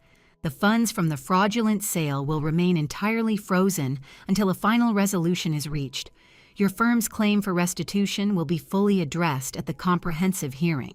She peered over her glasses, looking directly at me. And while this grants you immediate legal possession, Mrs. Cooper, I strongly advise you not to make any permanent structural changes to the property until the final hearing. Is that clear? Yes, Your Honor, I replied, keeping my voice remarkably steady despite the massive wave of emotion rising in my throat. Excellent. We will reconvene for the full hearing next month. Just like that, my home was officially mine again. Outside the courtroom doors, Marcus Reynolds approached us, his lawyer hovering nervously a few feet away. Mrs. Cooper, he said formally, I want to reiterate that if I had known the true circumstances, I never would have proceeded with the purchase. I believe you, I said flatly. Your mistake was trusting my son, just like mine was. A flicker of something, perhaps genuine understanding, crossed his stern face. My legal team will continue cooperating fully with the federal authorities to track him down and recover all the stolen funds. Thank you. He hesitated for a second, then added, Olivia asked me to tell you that she is truly sorry about everything. I gave a small nod, accepting the apology for exactly what it was. Imperfect, indirect, but sincere. As he walked away, Eleanor appeared right at my side. Ready to go home? She asked. Home. Such an incredibly complicated word now. Yes, I said softly. I think I am. Samuel handed me a set of shiny new keys in the courthouse parking lot. The locks were fully changed yesterday exactly as you requested. The small metal keys felt heavy in the palm of my hand. They were powerful symbols of recovery, of boundaries finally restored. Thank you, Samuel, for absolutely everything. He smiled, a flash of genuine warmth breaking through his polished professional demeanor. You are a truly remarkable woman, Marilyn. Most people would have completely crumbled under this kind of betrayal, but you fought back. I had a lot of help, I said, glancing over at Eleanor. Well, my part is mostly done for the time being, Samuel told me. The criminal complaint has been officially filed. The property is legally yours again. We will have the final wrap-up hearing in a few weeks, but at this point, that is largely just a formality. As he turned to walk toward his car, I called out to him, Samuel, the money that Zachary took from Olivia, from her personal accounts. What happens with all of that? He turned back around. Legally speaking, that is strictly between the two of them. As his wife, she is legally entitled to marital assets. But given the specific circumstances and his sudden disappearance, it is very complicated. Life usually is, I finished for him. He agreed with a slight knowing smile. Eleanor drove me back to the house, my house once again. This time, we didn't park across the street. We pulled straight into the driveway right where I belonged. Do you want me to come inside with you? She asked. Actually, I said slowly, I think I really need to do this part alone. But you can come back in a couple of hours. Bring some dinner. She squeezed my hand tight. Of course. Chinese or pizza. Chinese from Golden Dragon, the usual order with extra sweet and sour sauce on the side. Give me a call if you need anything before then, she told me. Arthur Godfrey is on TV Land at 4 o'clock if you want to feel nostalgic. I smiled at the reference to the classic old variety show we both remembered fondly from our youth. I will keep that in mind. I watched her drive away, then turned to face the house. My house. Mine again. The new key slid perfectly smoothly into the lock. The heavy front door swung open with the exact same familiar creak, the one Robert had always promised he would fix but never actually got around to. I stepped into the grand entryway where so much life had happened, and I let the door click shut behind me. The silence wrapped around me. It was not the hostile, chilling silence of an invaded space, but the welcoming, peaceful quiet of a place finally at rest. I moved through the room slowly, not as a guest this time, but as the rightful owner. In the living room, I pulled the generic modern art right off the walls, stacking the canvases carelessly in a corner. In the kitchen, I ran my hand over the sleek new stainless steel appliances. They were actually quite nice. I might just keep them. My old refrigerator had been making a terrible rattling noise for years anyway. Upstairs, I stopped right in front of Zachary's childhood bedroom. The door remained tightly shut exactly the way I had left it yesterday. I decided to leave it that way for now, in the master bedroom. My bedroom. I critically examined the stark home office setup. The massive desk would absolutely have to go. The metal filing cabinets, too. I wanted my bed back. I wanted my sanctuary back. As I made mental notes on how to restore every single space, I realized something very important. I wasn't trying to meticulously recreate the past. I was actively imagining a future. My future right here in this house that had already seen so much life. I made my way to the basement door, incredibly grateful that my knee had healed enough to handle the stairs. Taking them slowly, one exact step at a time, I descended into the cool darkness and flipped the light switch. The basement was entirely untouched. Apparently, Zachary and Olivia hadn't made it quite this far in their grand renovation plans, and there pushed neatly against the far back wall were my sturdy storage boxes. They were all neatly labeled in my own handwriting. Christmas decorations, old photo albums, Robert's things. And right next to them, draped under an old white sheet, was the unmistakable outline of our bed. The heavy queen-sized oak frame that Robert had insisted on buying for our 10th anniversary. A solid bed for a solid marriage, he used to say. He was always the romantic, hiding behind a deeply practical exterior. I pulled the dusty sheet back, revealing the beautiful headboard with its simple, elegant carvings. A thick layer of dust had settled on the wood, but otherwise it was absolutely perfect. It had just been waiting. Something tight loosened deep inside my chest. Not everything had been erased. Some things had merely been hidden away, just waiting to be rediscovered. I spent the next entire hour slicing open cardboard boxes, reacquainting myself with precious treasures I had assumed were lost forever. Robert's vintage baseball card collection from the 50s, our heavy wedding album filled with slightly faded color photographs, the beautiful hand-knitted blanket that had once wrapped a newborn Zachary, a precious gift from my mother who had passed away long before Robert did. When Eleanor finally arrived with dinner, she found me sitting halfway up the basement stairs, completely surrounded by open cardboard boxes, with the faint tracks of dried tears on my cheeks. "Oh no!" she said, sounding instantly alarmed. "What is wrong?" I smiled up at her. "Nothing is wrong. I found all my things. They didn't throw them in the trash, they just packed them away." She set the heavy bags of takeout food down and looked around at the scattered memorabilia. "Wow, look at that. Small mercies, I suppose." "It is more than that," I said, standing up with only a slight wince from my healing knee. "It is a sign that the past is not completely gone. It is just waiting to be integrated into the present." Eleanor rolled her eyes with deep affection. Always the philosopher. "Come on, the food is getting cold and I'm absolutely starving. You can philosophize all you want after we eat." We ate in the kitchen, perched on tall stools next to the shiny new granite countertops. Eleanor had brought a nice bottle of white wine, and we raised our glasses to toast to fresh new beginnings. "So," she said between bites of spicy kung pao chicken, "what is the big master plan, restoration, renovation, revolution?" I laughed out loud. "A little bit of all three, I think. Keep the things that work. Change the things that do not. Make the house mine again, but different." "Do you need a roommate?" she asked casually. "My house is getting way too big for just me. My arthritis is making the stairs a real challenge." The sudden offer caught me completely off guard. Eleanor and I had been best friends for decades, but living together was something we had never once discussed. "Are you being serious?" She shrugged her shoulders, trying to look nonchalant, but failing entirely.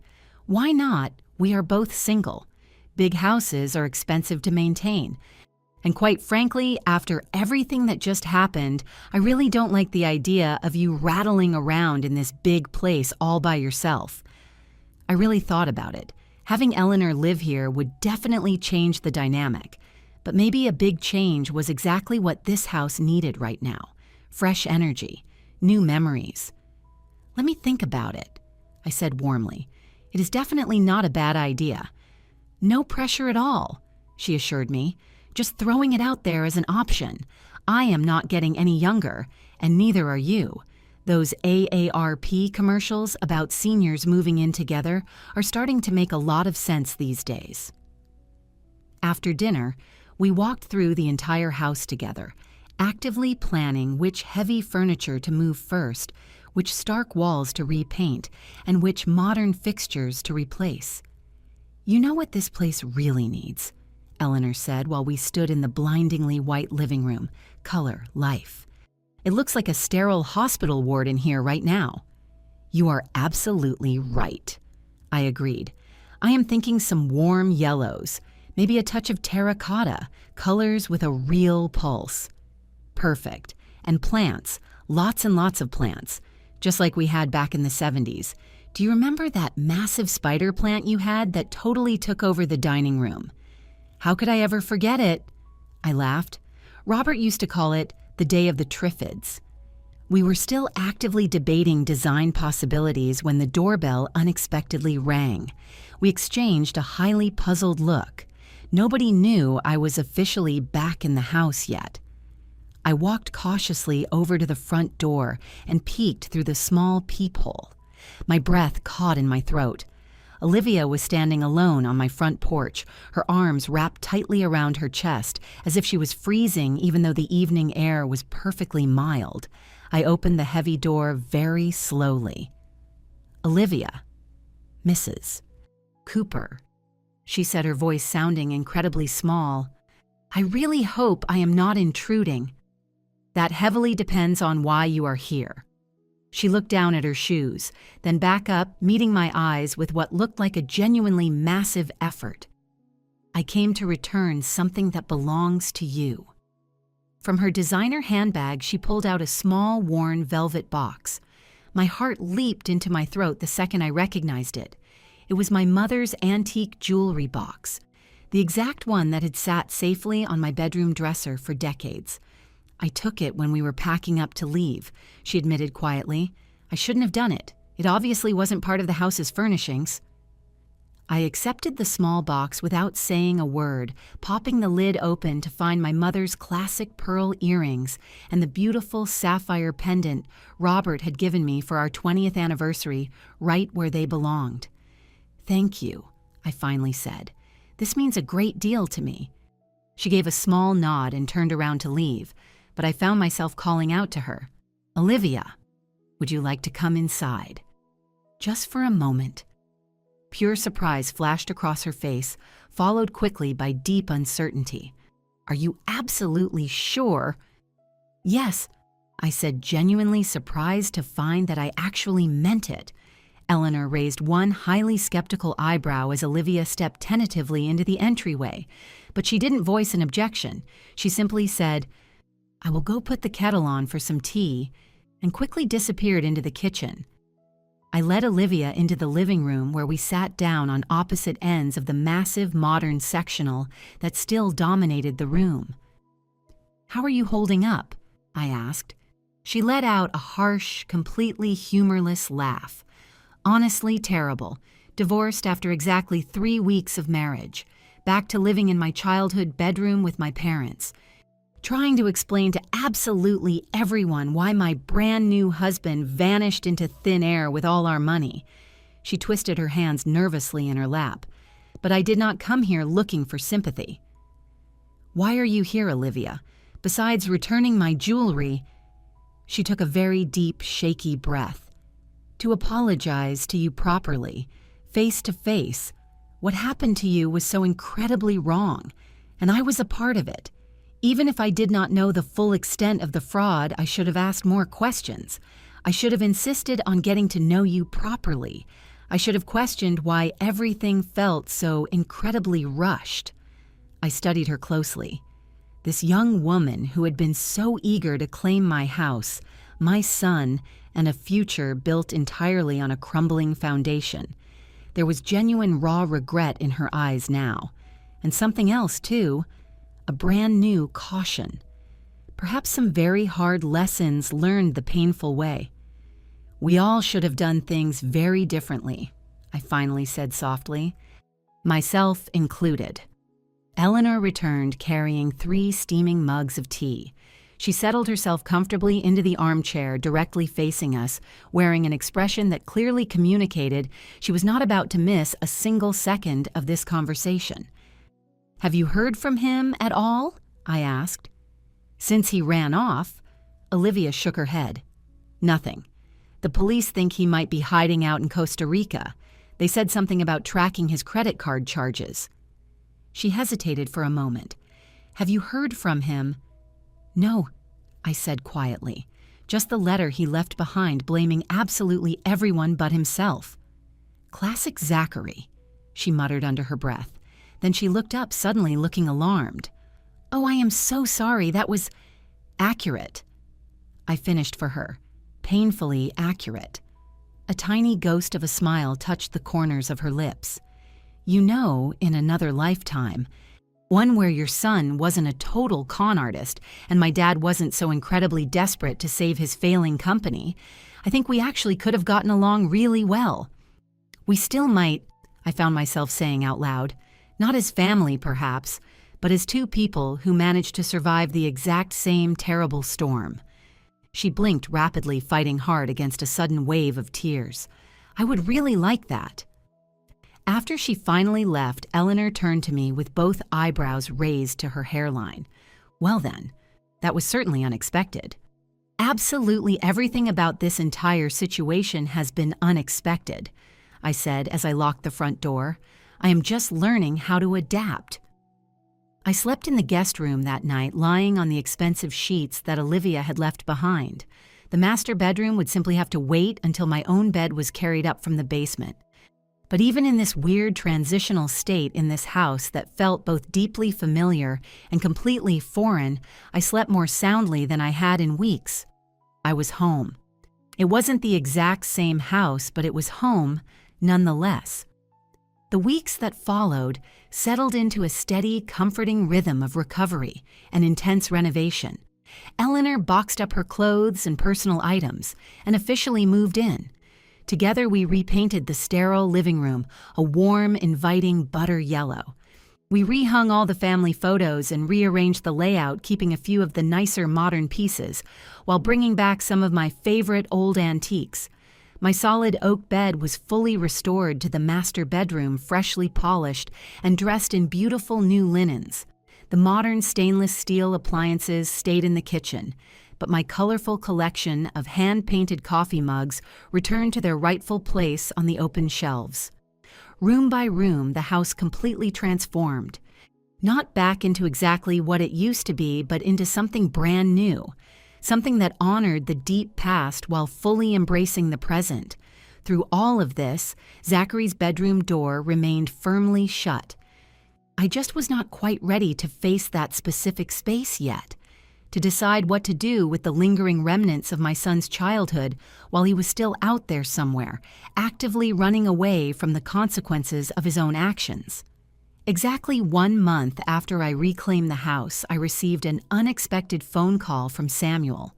"They finally tracked him down," he said without any preamble. "Zachary is in Panama." My heart completely stopped. Have they arrested him yet? Not yet. There are some incredibly tricky extradition complications, but the authorities have successfully frozen his remaining offshore assets. He's not going to get very far. I sank heavily into one of the kitchen chairs, a massive whirlwind of emotions swirling inside me. Relief, deep sadness. A very strange, hollow sense of closure. What happens now? "Well, that partially depends on you," Samuel said very carefully. "The criminal charges are proceeding independently, but if you wanted to speak with him before things escalate any further, it is possible.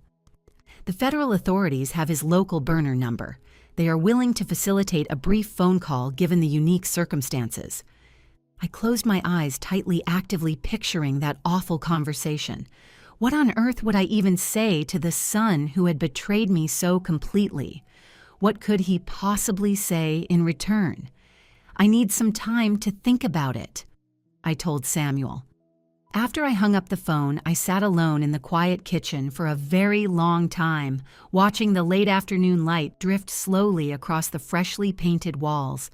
Then I called out for Eleanor. "If you could talk to him," she asked, after I fully explained the bizarre situation. "What would you even say?" "I genuinely do not know," I admitted. A part of me really wants to demand to know why, but another part of me absolutely refuses to listen to any more of his pathetic excuses. "Do you really need the closure, Marilyn, or do you already have it?" That was the real question.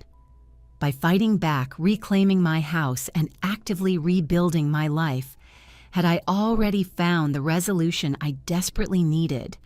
I think, I said slowly, that I need to hear his voice one last time. Not for his sake, for mine.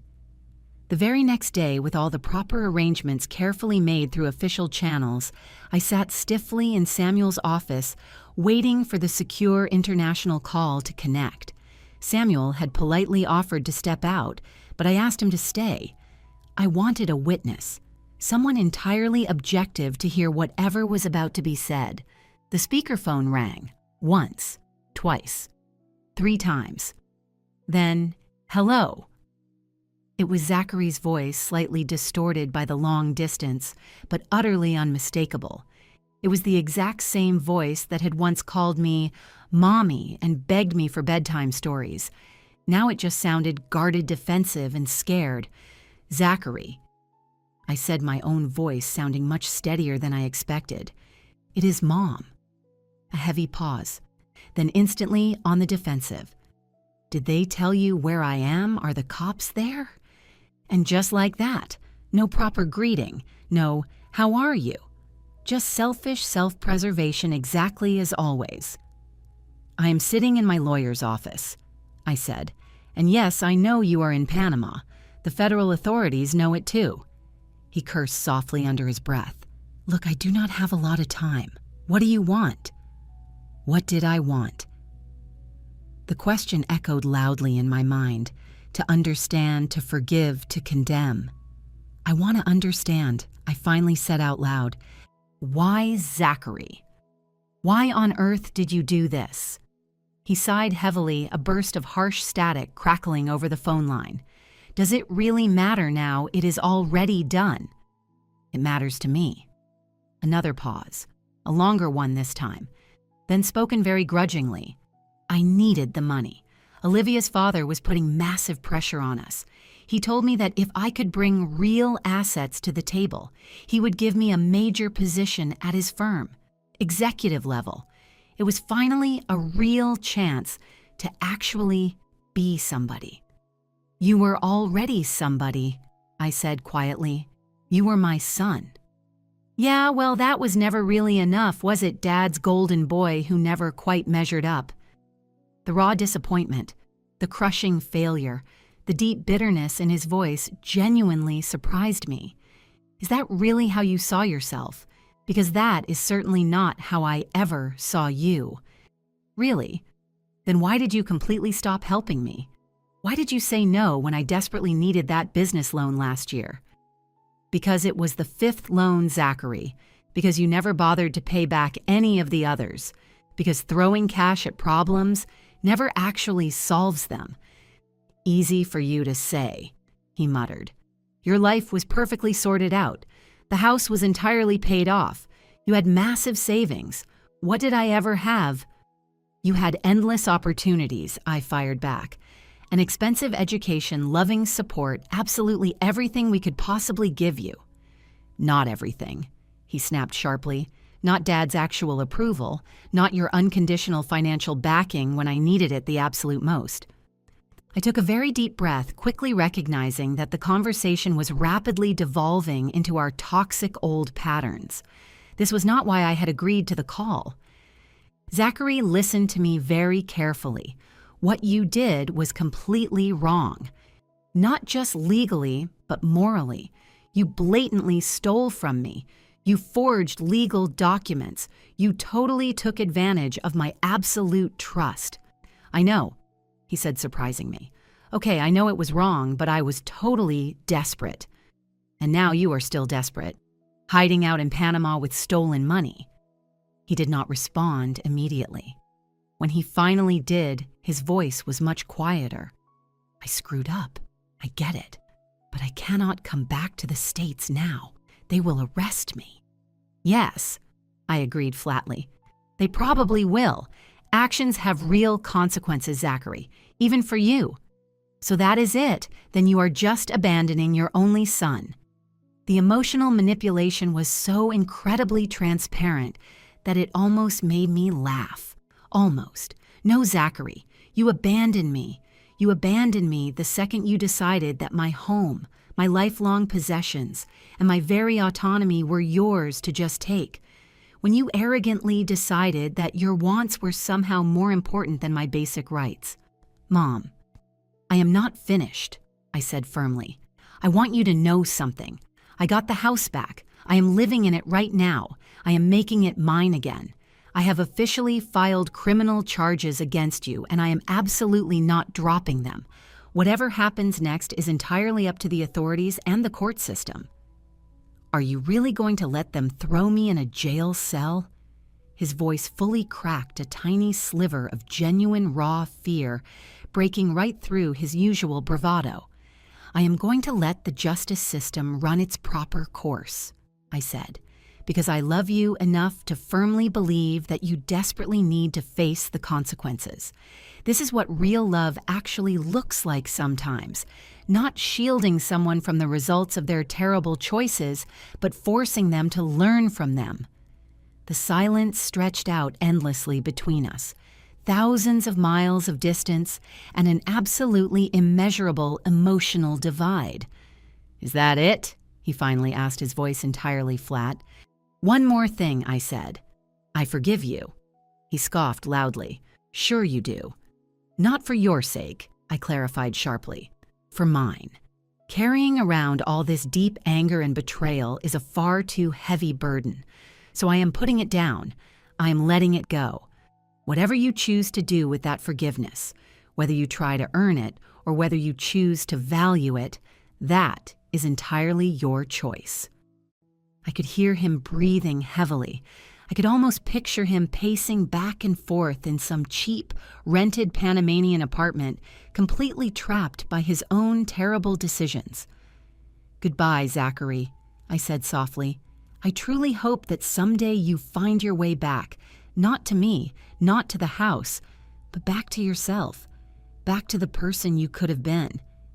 I hung up the phone before he could even respond, before he could attempt one more manipulation or offer one more pathetic excuse. Samuel, who had remained perfectly silent throughout the entire phone call, looked at me with something very close to pure admiration. You handled that incredibly well, he said. Far better than most people ever would. I said exactly what I needed to say, I replied. Whether he actually heard it or not, that is completely beyond my control. As I walked out of the office building, I felt significantly lighter somehow. Not happy exactly. The situation was still a massive tragedy. The familial losses were still incredibly real. But the brief conversation had given me something I had not even realized I desperately needed. Not closure, but profound clarity. My son had made his choices. I had made mine. And now we would both have to live with the harsh results. The final court hearing came and went with very little drama. Judge Hannigan officially ruled on what had already been set into motion. The house was fully legally mine. The fraudulent sale was entirely voided. The severe criminal charges against Zachary were officially proceeding through the proper legal channels. Marcus Reynolds attended the hearing, offering me a stiff, formal nod across the quiet courtroom. His massive development firm had successfully recouped the vast majority of their lost money through aggressive insurance claims and rapid legal action against Zachary's remaining frozen assets. Our paths would likely never cross again. Olivia was there as well, sitting very quietly in the back row. She approached me after it was over, looking much more grounded than I remembered. She looked less polished, but somehow far more substantial. "It is officially over then," she said. "Legally, at least." "Yes," I agreed, although I heavily suspect the emotional part takes quite a bit longer. She smiled very faintly. "I am learning that exact lesson day by day. What are you going to do now? Start over?" I asked, genuinely curious about her plans. "I am actually going back to school, law school to be exact." She shrugged her shoulders at my highly surprised expression. This entire awful experience made me really want to understand the legal system better. Maybe I can help other people who have been terribly taken advantage of. That is both unexpected and deeply admirable. "Well," she said softly, "I had a pretty great example of exactly how to stand up and fight back, even when it is incredibly hard." She looked away for a second, then looked back at me. "Would it be okay if I called you sometimes? Not as family, just as, I don't know, someone who actually understands." I thought about it for a moment, then gave a firm nod. "I would really like that." Exactly 2 months after reclaiming my house, I stood right in front of the closed door to Zachary's old bedroom. It was finally time. Eleanor stood right beside me, solid and deeply supportive as always. She had officially moved her things in 3 weeks earlier, taking over the spacious guest bedroom as her own, and quickly filling the old house with her booming laughter and highly opinionated commentary. The unconventional living arrangement worked beautifully. We gave each other space when we needed it, pleasant company when we wanted it, and a deep sense of security that living entirely alone simply could not provide. "Are you ready?" she asked gently. I nodded and turned the brass doorknob. The room looked exactly as I had left it that terrible day, completely frozen in time. It was a dusty shrine to the young boy Zachary used to be. Old shiny baseball trophies, faded science fair ribbons, torn posters of rock bands that had disbanded decades ago. "What are you going to do with all of this stuff?" Eleanor asked. I moved over toward the window, pulling the heavy curtains wide open to let the bright sunlight pour in. After months of lingering darkness, tiny dust motes danced beautifully in the golden beams.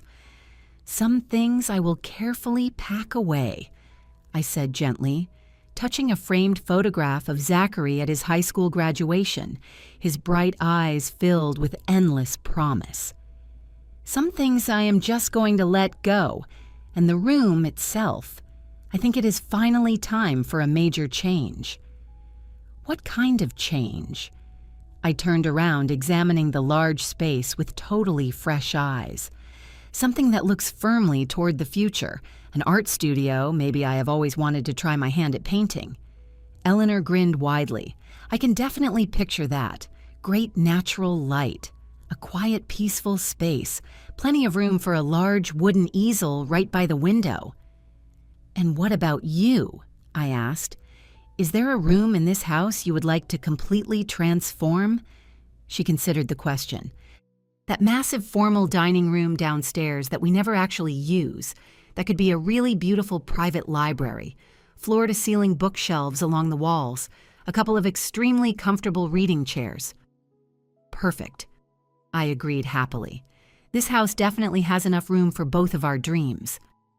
Later that afternoon, as we were actively sorting through Zachary's old belongings, making separate piles to keep to donate to charity or to throw in the trash, I found his childhood diary hidden securely behind the heavy wooden dresser. The tiny metal lock had been broken off a very long time ago. The lined pages were yellowed and brittle with age. I hesitated. I deeply respected the privacy of the innocent young boy he had once been, but I was also desperately searching to understand the deeply flawed man he had ultimately become. In the end, I placed the small book completely unread into the keep box. Some mysteries are honestly better left entirely unexplored. Some answers wouldn't actually change the questions that truly mattered anyway. That evening, we sat together on the back porch watching the beautiful sunset paint the sky in vibrant shades of amber and rose.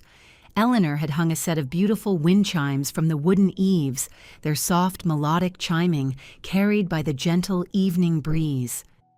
"Do you think he will ever come back?" she asked softly, breaking the comfortable silence. Zachary. I considered the heavy question, quietly watching a pair of bright red cardinals flutter playfully between the branches of the massive maple tree. I genuinely do not know. The federal authorities are still actively hunting him down. Even if he somehow manages to evade them forever, actually facing his actions would require a specific type of deep bravery that I am just not sure he actually possesses.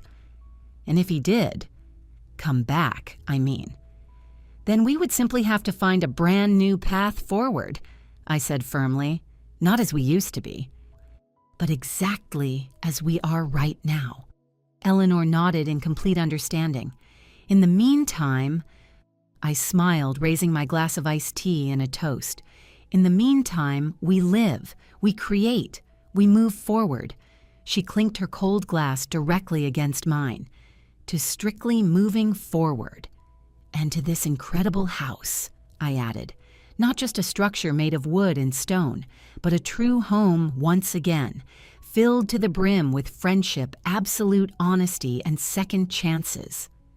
As the purple twilight deepened slowly around us, I felt a profound sense of deep peace settle over my shoulders, like a very familiar, comfortable blanket.